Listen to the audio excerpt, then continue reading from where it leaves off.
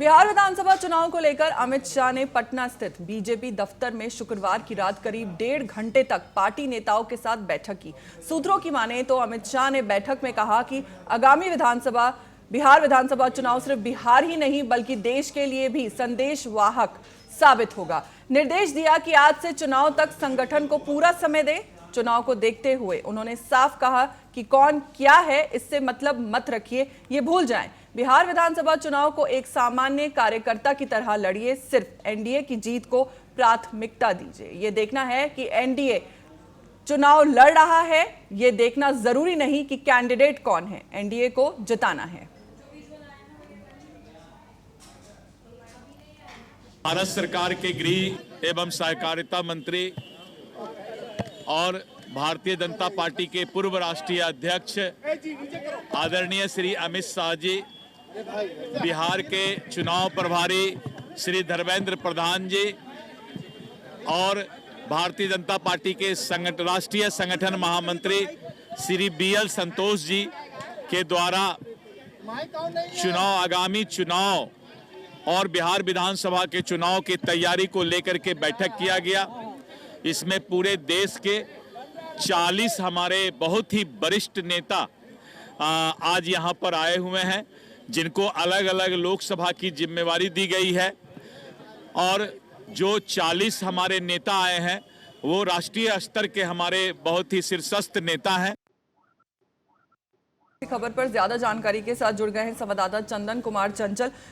चंदन, आपसे जानना चाहेंगे कि जैसे कि अमित शाह ने साफ कहा है कि चुनाव को उम्मीदवार नहीं बल्कि एनडीए को जिताना है, क्या इसे सीट बंटवारे या उम्मीदवार चयन को लेकर चल रही चर्चाओं से जोड़कर देखा जा सकता है? बिल्कुल, आपको बता दें फौजिया की गत रात्रि अमित शाह ने पटना बीजेपी दफ्तर के अंदर उन्होंने लगभग 1.5 घंटा तक पार्टी कार्यकर्ताओं और नेताओं के साथ उन्होंने बैठक की और बैठक में ये साफ तौर पर कहा, यह जो बैठक है आगामी विधानसभा चुनाव को सिर्फ बिहार ही नहीं बल्कि देश को ये संदेशवात्मक स्थिति बताना है और यहाँ से संदेश देने के काम करना है, बिहार से चुनाव जीतने की काम करना है। और ये देखने की जरूरत नहीं है कि बिहार में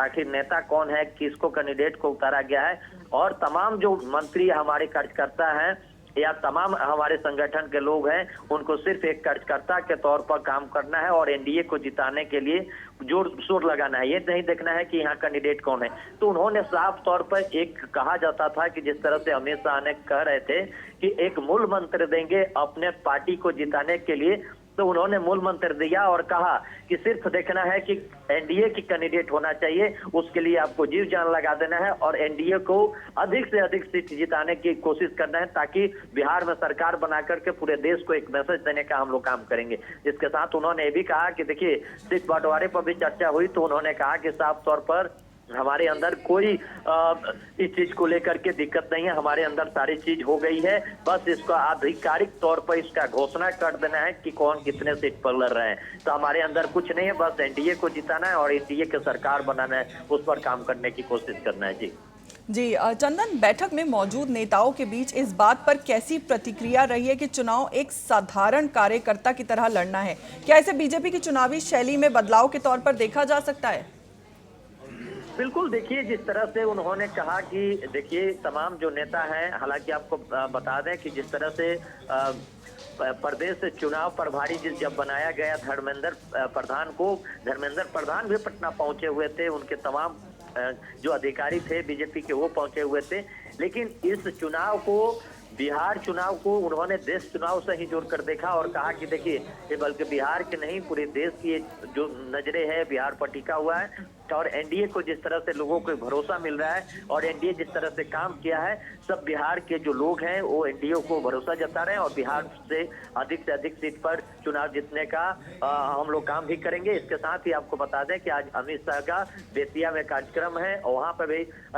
अपने समर्थकों के साथ, कार्यकर्ताओं के साथ संवाद करेंगे और मूल मंत्र देंगे कि बिहार में कैसे अधिक से अधिक सीटों पर चुनाव जीता जाए।